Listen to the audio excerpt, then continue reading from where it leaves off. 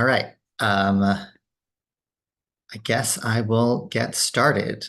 Um, can everyone hear me? Yeah. Okay. Hello, everyone. My name is Sam Gleman. I am an Eretz alum, 5775, right? Yes, and 5776. Um, and today I will be talking about Jewish superheroes, Judaism, and comic books. By day, I work for Yeshiva University, but as you may be able to see on my bookshelf, I have quite a large collection of comic books. I'm a big superhero fan, big comic book fan. So I'm very excited to dive into this passion of mine while also being able to bring a Jewish history perspective from it. I'm going to be sharing my screen with my source sheet, but I'm also posting in the group chat a link to the sheet in case you want to follow along on your own computer or, to print out later. I don't know if we're going to get through everything, but I will do my best um, in the short time that we have today. So I'm going to share my screen.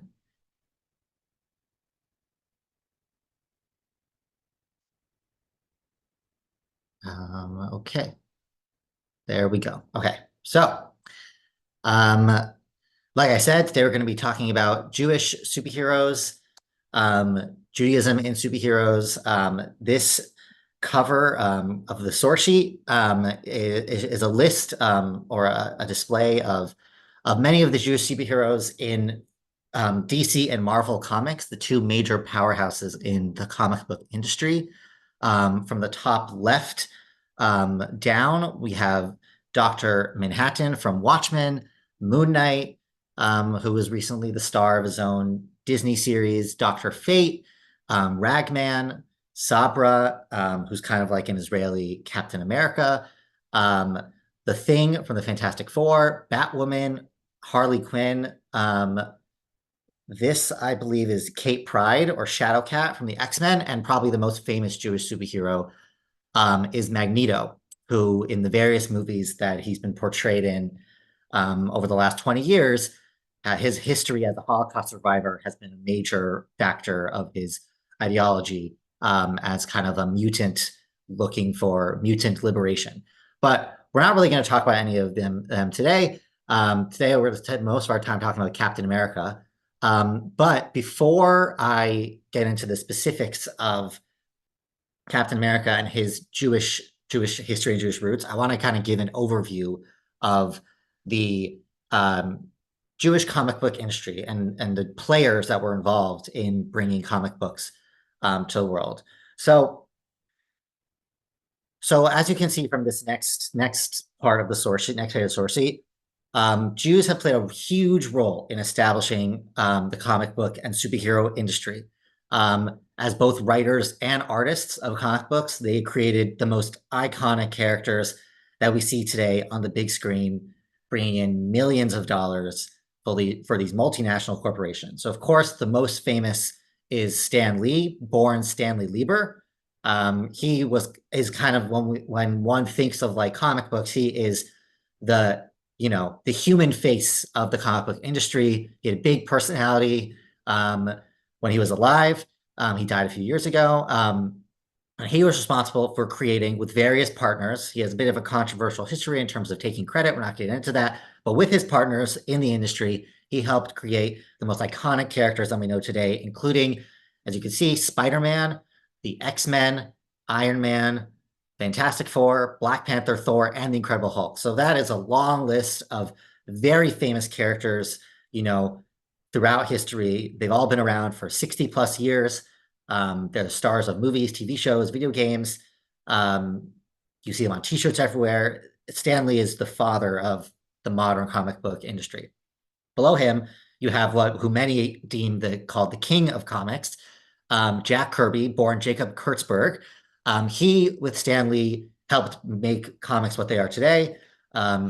He was a little upset about the credit he got. I think as I said, Stan Lee had an issue with sharing credit, but Jack Kirby was responsible for creating or co-creating Captain America, the Fantastic Four, Black Panther, Thor, and less famously, but the Eternals and the New Gods. But he had a major role to play, and he is majorly responsible for the art style of comic books in today. He brought these vibrant images to the pages. Scroll down a little bit, we get to Milton, Bill Finger, and Robert Kane. They are responsible for creating Batman, who's perhaps, aside from Spider-Man, maybe the most famous superhero, and Robin, of course, Batman's sidekick, and Milton Bill Finger also created Green Lantern. And then finally, we have Joe Shuster and Jerry Siegel, or Joseph Shuster and Jerome Siegel. They are responsible for creating Superman. As much as Stan Lee and Jack Kirby kind of set the tone for the modern comic book industry. Schuster and Siegel really are the ones who started it all with Superman. He was the first superhero, and from Superman came basically everything we have today. Without Superman, we wouldn't have any of this. So the question becomes, why are so many Jews involved in comic books? How did Jews get such a strong footing in this industry? And I think there are two answers to the question that I think are best summarized in these two quotes. So the first quote is from J.A. Robinson, who's a creator of the Joker, Batman's arch nemesis. He says, there was a pool of talent in New York from the first and second generation immigrants to draw upon. A lot of them were printers in Europe. When comics came along, they saw it as a new form of publishing. Jews couldn't get in other fields. They were in quotas in colleges. So Robinson is touching on two things here. The first is that the Jews just brought their expertise of printing from Europe to America when they came to America in the 30s and 40s and earlier. They had these skills, so they naturally transitioned into using those skills in America. They wanted to make money, make a living. That's the easiest way to do it. Use the skills you have, use them in America. So that's the first answer. The second answer, which he touches on, is that there were quotas and Jews were kind of exiled from other fields. We all know Jews couldn't get into medical school. Jews couldn't get into law school. Jews, were not welcome in things such as marketing and, high finance. So they had to kind of make their own way into other industries, which included comic books. It's not so dissimilar to the story of Hollywood, where like comics, Jews kind of are the founders of Hollywood, the Warner Brothers and others, because they were not allowed to be in the other industries of the time that provided a living. So they had to make their own, and they created Hollywood. So it's very similar to that, in that Jews kind of entered comics because there was nowhere else to go for them. So they had to build up these own industries. So those are the two kind of historical reasons. The other reason is a more, I think, I guess the religious reason. I'm not sure if religious is the right word, but as Will Eisner says, Will Eisner was a very famous comic book creator. He wrote The Contract with God, a very famous independent graphic novel.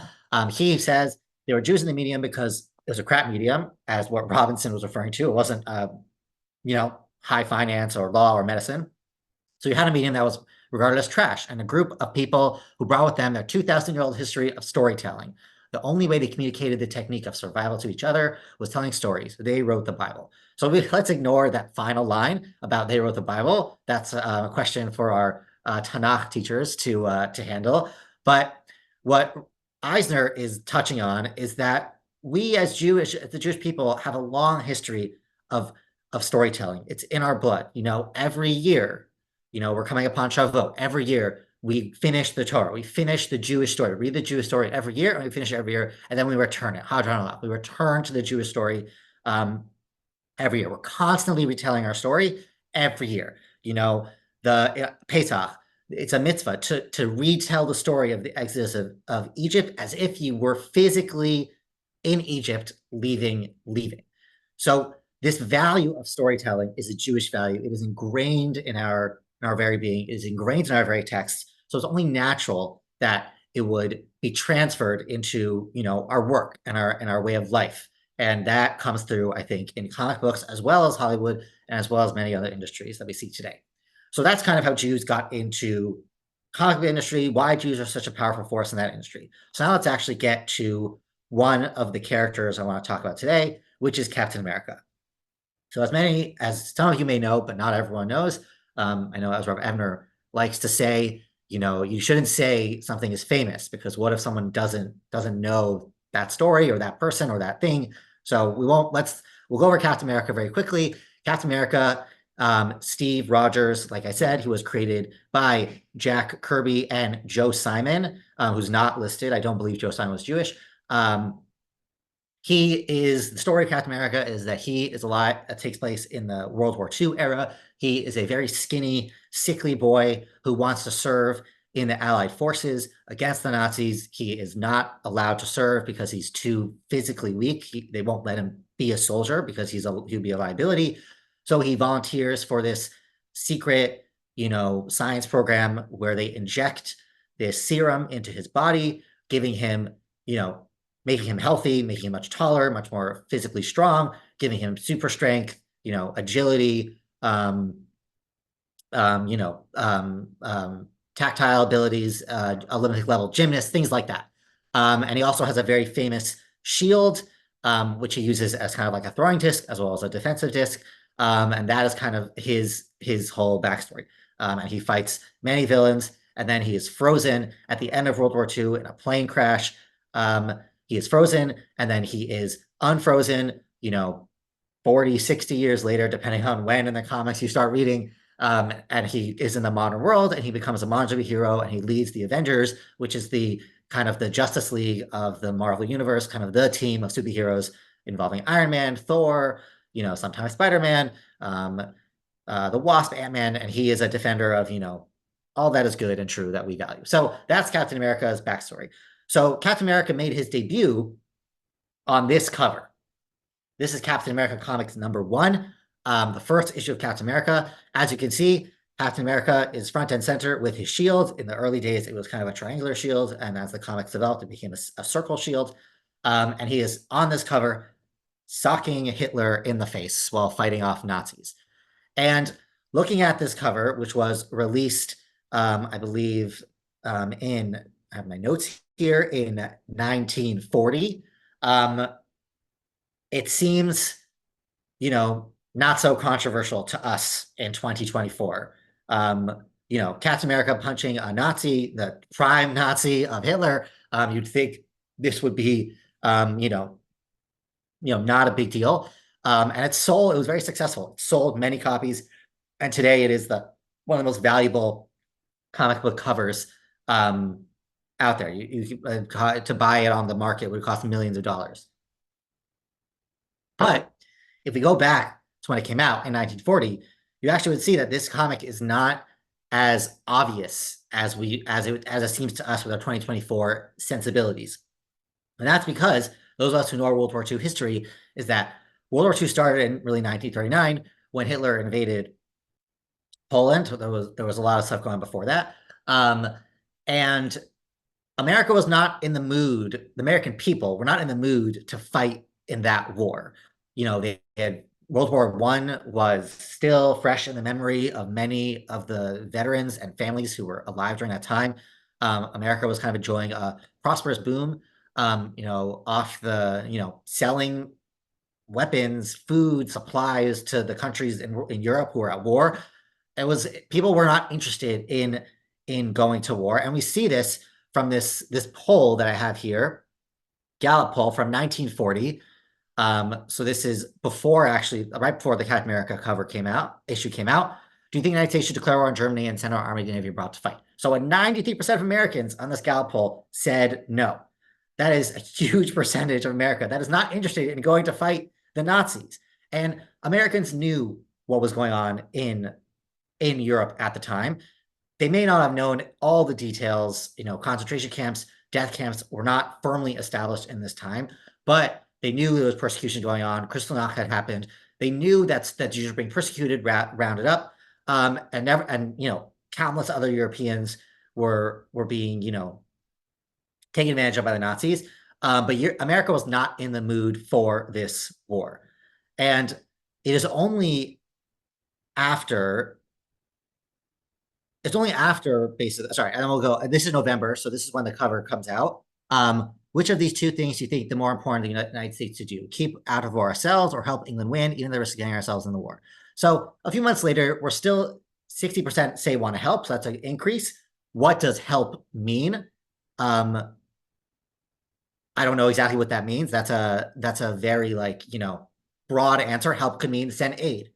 Help could mean send troops. So what people were meaning when they checked off help, that has various meanings. I don't know. I don't know exactly what the what the options were, but if these were the only two options, it's not such a great poll in telling us what exactly the American temperature was. But even so, we still have 40% of Americans who are saying keep out regardless. So that's still almost half the population that's not involved in the war.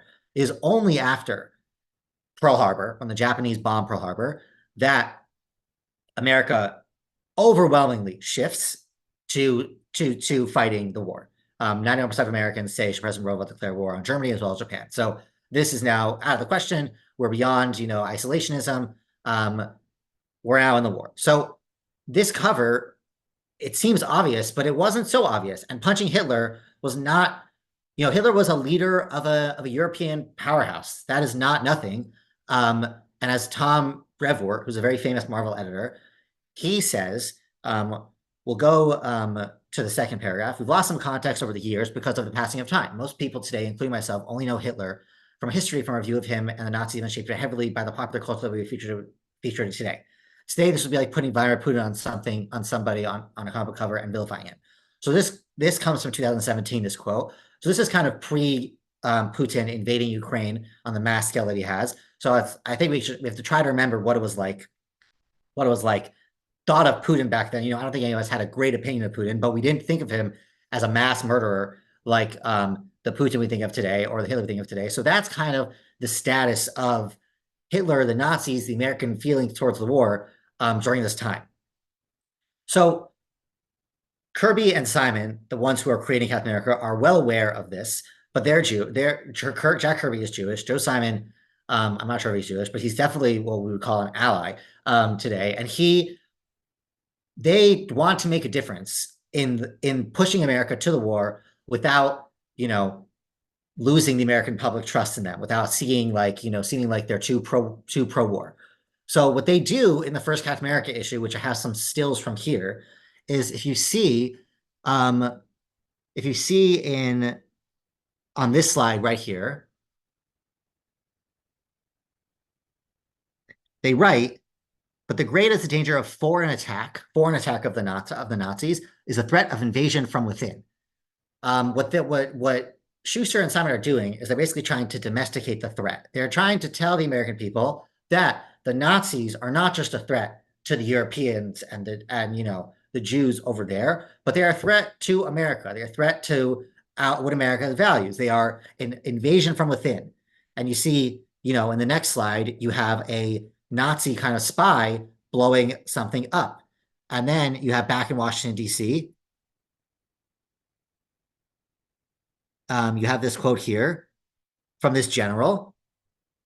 But I tell you, Mr. President, there's no stopping these vermin, referring to the Nazis. They're so firmly entrenched that I hesitate to give a confidential report to even our most trusted aide. My army is spotted with spies.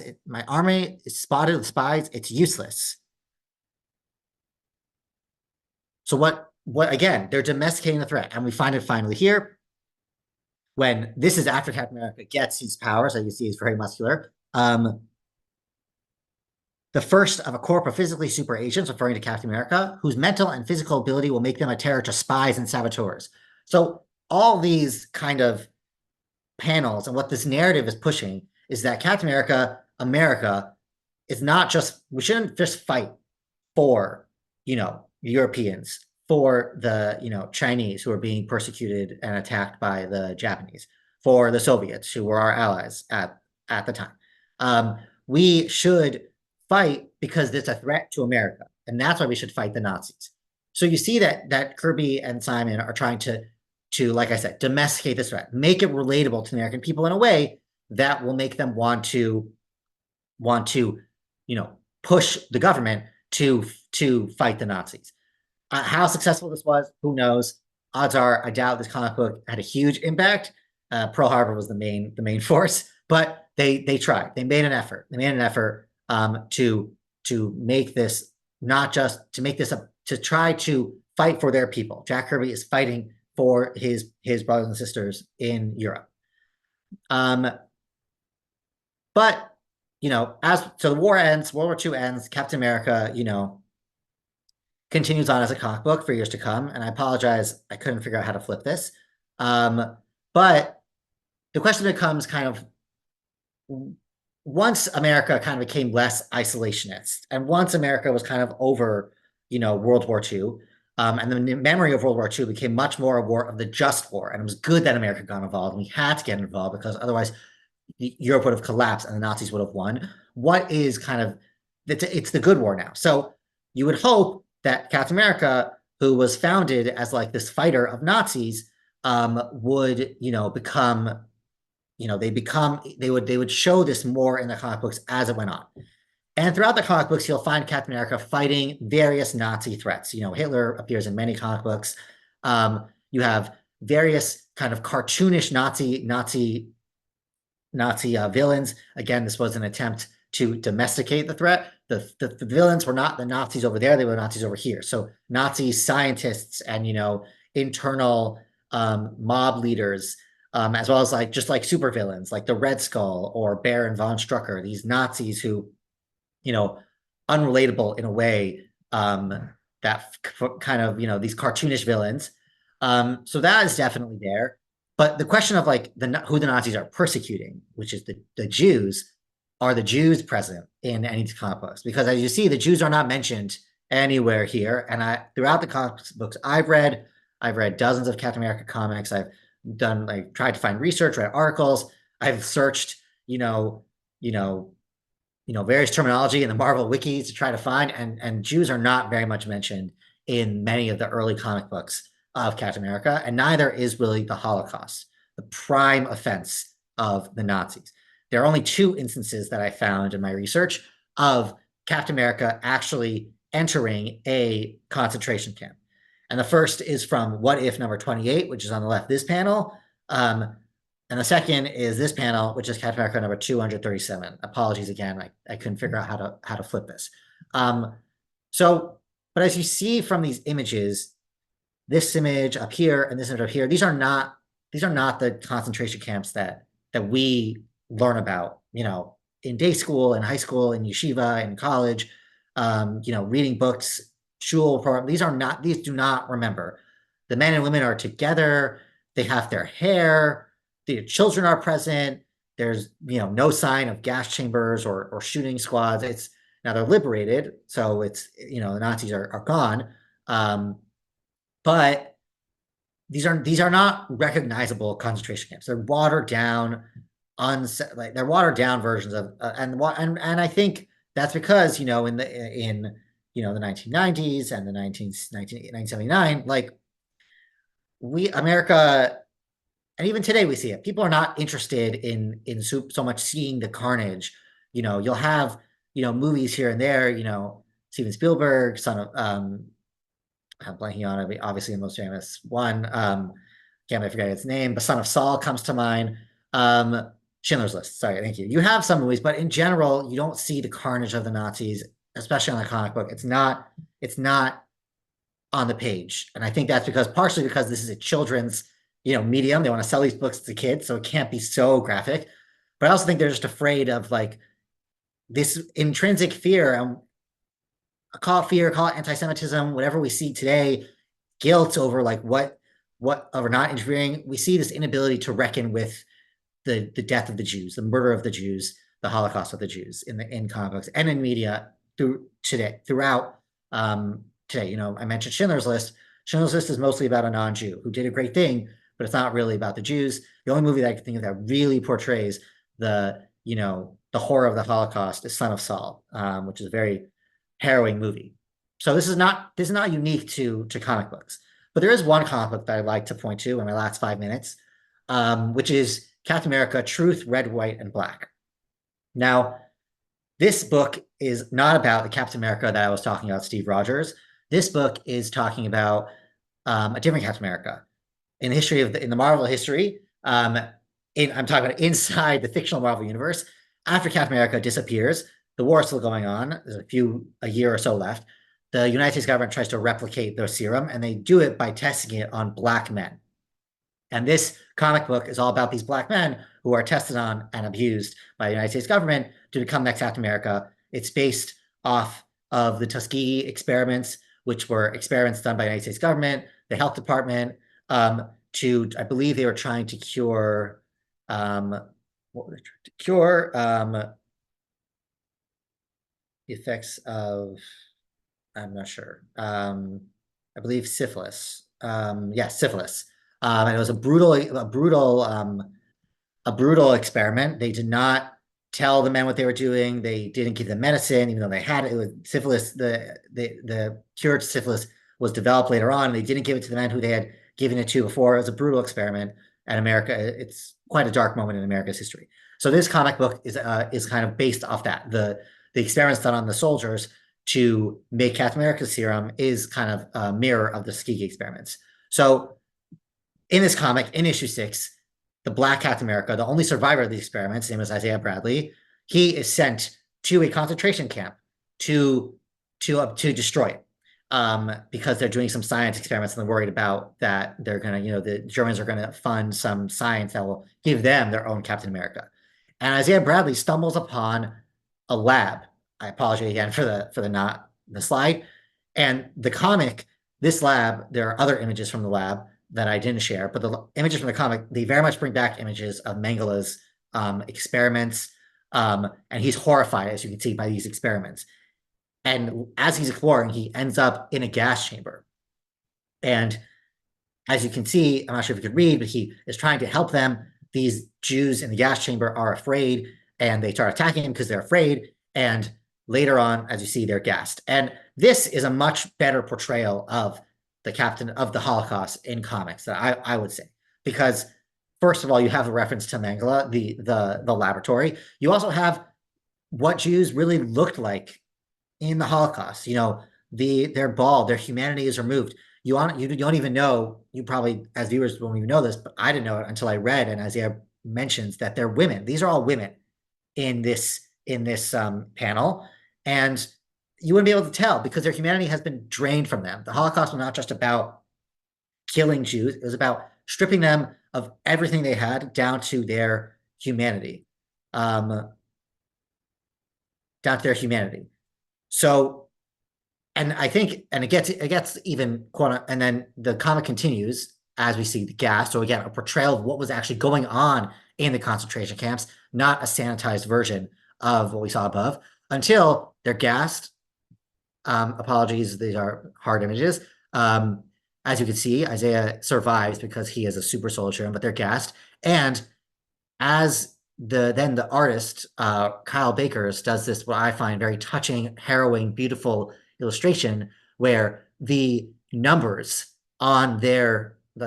tattoos on their arm are, kind of evaporate in the gas, in the dust, onto the floor and turn into Chai images, identifying them as Jews, that the victims of the Holocaust were Jews.